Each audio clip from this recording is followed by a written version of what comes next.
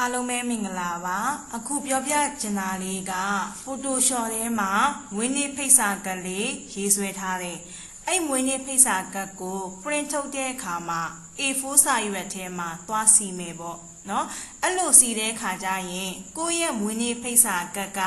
ဘာ size နဲ့ design ဆွဲထားတာလဲ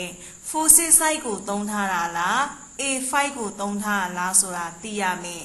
ပြီးရင်အဲ့ကိုရေးဆွဲထားတဲ့မွေးနေ့ဖိတ်စာကတ်ကို A4 စာရွက်မှာစီမာလား legal စာရွက်မှာစီမာလားဆိုတာလည်းသိရမယ်เนาะအခုပြပေးထားတဲ့ပုံလေးက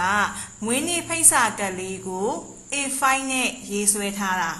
A5 နဲ့ရေးဆွဲထားပြီးတော့ A4 စာရွက်မှာစီပြထားတယ် A5 နဲ့ရေးဆွဲထားတဲ့စာရွက်က A4 မှာဆိုရင်2ခုရမယ်ဒါလေးကเนาะနောက်တစ်ခုကဒါလေးကကြတော့ 4/6 size နဲ့ရေးဆွဲထားတဲ့ကတ်လေးဒီ 4/6 size နဲ့ရေးဆွဲထားတဲ့ကတ်ကလည်း A4 စာရွက်မှာလာစီတယ်ဆိုရင်2ခုပဲရမယ်เนาะဒါကိုမှ A4 စာရွက်မှာစီတာမဟုတ်ဘူး legal မှာလာပြီးစီမယ်ဆိုရင်တော့ legal ရမယ်ပေါ့เนาะဒါဆိုရင်ကိုကဒီ 4/6 size နဲ့ထုတ်ထားတဲ့ပုံဆိုရင်A4 စာရွက်မှာစီရင်2ခုပဲရမယ် legal မှာလာစီတယ်ဆိုရင်တော့4ခုရလိမ့်မယ်ပေါ့เนาะဟို A5 ကကြတော့ A4 စာရွက်မှာစီလဲ2ခုပဲရမယ် legal မှာလာစီလဲ2ခုပဲရမယ်เนาะဒါဆိုဒီမွေးနေ့ဖိတ်စာကတ်လေးတွေကိုဘယ်လိုစီတာလဲဆိုတာလေးပြောပြပါမယ်အခုဒီစာရွက်လေးတွေကိုအကုန်ပိတ်လိုက်မယ်เนาะ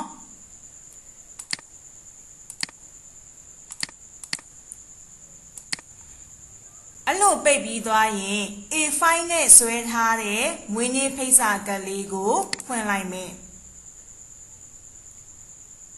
ဟုတ်ပြီ A5 နဲ့ဆွဲထားတဲ့မွေးနေ့ဖိတ်စာကတ်ကိုဖွင့်ပြီးရင်ဒီမွေးနေ့ဖိတ်စာကတ်ကို A4 မှာတွားပြီးစီကျင်တာမို့လို့ file မှာနှိပ်နှယူးမှာနှိပ်ပြီး A4 စာရွက်ခေါ်မယ်A4 စာရွက်ခေါ်တဲ့အခါမှာကာလာမုတ်လေးပြောင်းပါမယ် CMYK ကာလာကိုရွေးမယ်ပြီးရင် create ဆိုတာလေးမှာတစ်ချက်နှိပ်မယ်ဒါဆို A4 စာရွက်ရလာပြီเนาะ A4 စာရွက်ရလာပြီဆိုရင်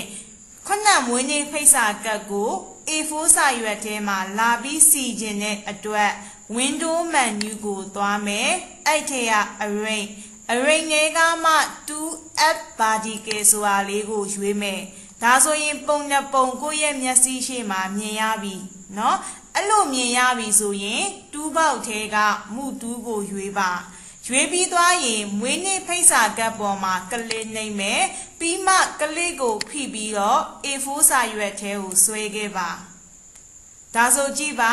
မွေးနေ့ဖိတ်စာကတ်လေးက A4 စာရွက်ထဲကိုရောက်လာပြီဆိုရင်ဒီဘက်ကဖိုင်လေးကိုကြက်ချေကတ်ကနေပိတ်လိုက်မယ်ပြီးရင်ဒီဖိတ်စာကတ်လေးကိုနေရာရွှေ့ပါဟုတ်ပြီနေရာရွှေ့ပြီးသွားရင်ဒီဖိတ်စာကတ်လေးကို copy ယူမယ် control ရဲ့ J ရဲ့နှိပ်လိုက် control J နှိပ်ပြီးသွားရင်မူတူးလေးနဲ့အောက်ဘက်ကိုဆွဲပြီးတော့ရွှေ့ပေးပါဟုတ်ပြီနော်ဒါက A4 စာရွက်ထဲမှာ A5 နဲ့ပြုလုပ်ထားတဲ့မွေးနေ့ဖိတ်စာကတ်လေးကိုစီလိုက်တာဟုတ်ပြီနော်ကြဒါလေးပြန်ပိတ်ပါမယ်နောက်တစ်ခုက 4/6 size နဲ့ပြုလုပ်ထားတဲ့မွေးနေ့ဖိတ်စာကတ်ကို legal စာရွက်ထဲမှာစီပြပါမယ် 4/6 size နဲ့ပြုလုပ်ထားတဲ့မွေးနေ့ဖိတ်စာကတ်လေးကိုဖွင့်လိုက်မယ်ဟုတ်ပြီဖွင့်ပြီးသွားရင် legal စာရွက်ထဲမှာစီမှာမို့လို့ legal စာရွက်ယူမယ် file မှာနှိပ်မယ်နှယူးမှာနှိပ်မယ်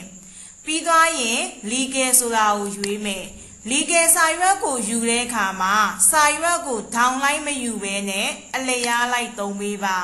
down လိုက်ယူရင်ကြတော့4ပုံမရဘူးအလျားလိုက်ယူမှ4ပုံရမှာเนาะပြီးရင်ကာလာမုတ်နေရာမှာ CMYK ဆိုတဲ့ကာလာကိုရွေးမယ်ပြီးရင် create ဆိုတာလေးမှာနှိပ်မယ်ဒါဆို legal စာရွက်ရလာပြီပြီးရင် window menu လေးကိုသွားမယ် arrange ထဲကမှ 2F vertical မှာနှိပ်မယ် ပုံလေးနှစ်ပုံကိုမျက်စိရှိမှမြင်ရလာပြီဒါဆိုမွေးနေ့ဖိတ်စာကပ်ပေါ်မှာကလေးတစ်ချက်နှိပ်ပြီးရင်ကလေးကိုဖိပြီးတော့လီကယ်စာရွက်ထဲကိုဆွဲခဲ့လိုက်